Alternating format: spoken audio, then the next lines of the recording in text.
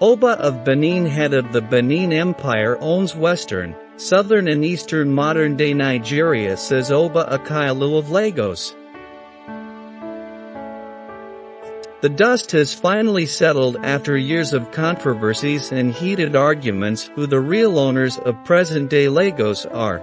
The whole of western Nigeria and the east of the Niger down to the Nigerian South Atlantic coast. The Oba of Lagos, His Royal Highness Oba Rilwan Akaelu, has finally told the world via a historical narrative and background the real owners of Nigeria's economic capital city of Lagos and parts of neighboring Benin Republic. Lagos, he said, belongs to the Great Benin Kingdom and has never been part of Yoruba land. This was contained in a statement issued and signed by the Lagos monarch, which was released from his palace. The statement reads, "Coming from the palace, with what I was told by my late paternal grandmother, who was a descendant of Oba Obanramwan Nagbesi, and also reading from factual historical books, let me share this knowledge with you all on Iko, Lagos." Modern-day Lagos was founded by Prince Adu, the son of the Oba of Benin. Prince Adu was the first Oba of Lagos, the son of the Benin king. Prince Adu named the town Iko until the Portuguese explorer Rui de Sequeira changed the maritime town to Lagos, which at that time from 1642 was Portuguese expedition center down the African coast. It was a major center of the slave trade until 1851. Lagos was annexed by Britain via the Lagos Treaty of Cession in 1861, ending the consular period and starting the British colonial period. The remainder of modern-day Nigeria was seized in 1886 when the colony and protectorate of Nigeria were established in 1914. Lagos was declared its capital due to the struggle of the Benin king. Lagos experienced growth prior to the British colonial rule and even more rapid growth during the colonial rule throughout the 1960s, 70s, continued through the 80s and 90s till date.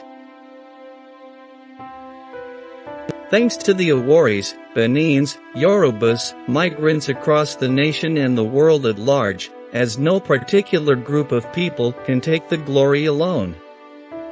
Lagos is made up of lagoons and creeks: the Lagos Lagoon, Lagos Harbor, 5 Kari Creeks, Ebute Meta Creeks, Porto Novo Creeks, New Canal, Badagry Creeks, Karamo Waters and Lighthouse Creeks.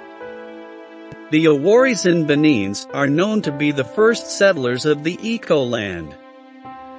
The Awaris are speakers of a distinct dialect close to that of the Yoruba language with a rich Benin mixture. Traditionally, Awaris were found in Inle Ife. They were known to be the Benins who followed their self-exiled prince, the first son of the Ogiso, now called Oba, of the Benin kingdom, whose step-mother was after his head. The exiled Benin prince Nzoduwa, known to the Yorubas as Ujuwa or Dujuwa, was made the ruler of the Ife people due to his powers and followers from the Great Benin Kingdom. Nzoduwa Ujuwa was made the first king of Inle Ife in 1230 AD. His followers from his father's kingdom in Benin are the today's Awari people who settled in Iko, now called Lagos. In 1300, the king of Benin Empire heard from one of his traders who was a settler in Iko on how the Benins were treated by the Awaris who lived in their area. Upon hearing this, the king of Benin commanded the assembling of a war expedition, led by his son, Prince Adu, which headed the settlement of the Awaris and demanded an explanation. On arriving Iko, Prince Adu and his army were more than received. The Awaris asked the Benin prince to stay and become their leader. Adu agreed on the condition that they surrender their sovereignty to the Oba of Benin, to which the people agreed. Hearing this, the king of Benin gave his permission for Prince Adu and the expedition to remain in Iko. The Oba of Benin sent some of his chiefs including the Yelatu, Adabo, Obanakoro and others to assist his son, Oba Adu in the running of Iko. From the crowning of Prince Adu as the first Oba of Lagos, then called Iko, Lagos served as a major center for slave trade from which the Awaris, the Oba of Benin and his son the Oba of Lagos and all the children or descendants who took over as his successors for over 4 centuries supported the trade.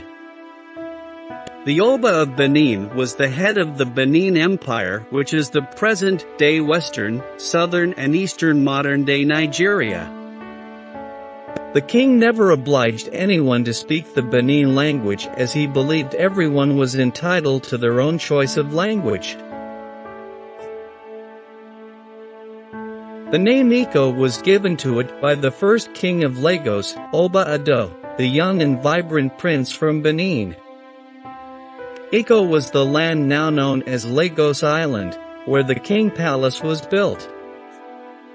The palace is called Ingar-Indiganran, meaning palace built on pepper farm. Oba Adu and the warriors from Benin together with the early Benin settlers in Iko and the Awari people settled in the southern part of Iko called Insarle Iko. Insarle literally means bottom. Must have been used to indicate downtown, as in downtown Lagos, until the coming in of the Benin's 1300 AD, Lagos' geographical boundary was Lagos mainland, Lagos Island. The seat of the Oba of Lagos then consisted of a pepper farm and fishing post. No one was living there. About 1450 AD, some Yorubas who hailed from Inchiri in Ogun State in Ekiti were allowed by the king to settle in Iko during a war. They came in a very large numbers, thereby surpassing the numbers of the Awaris and Benins.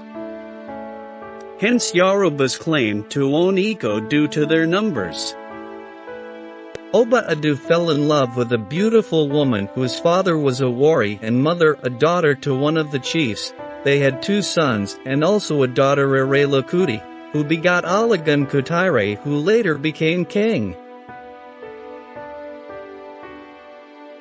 Source: The History of Benin, Issues and Substance, Project Editor, Simeon A. Ndewer. Edited and produced by Osas Iron. Thanks for watching. Please share this video and subscribe to this channel.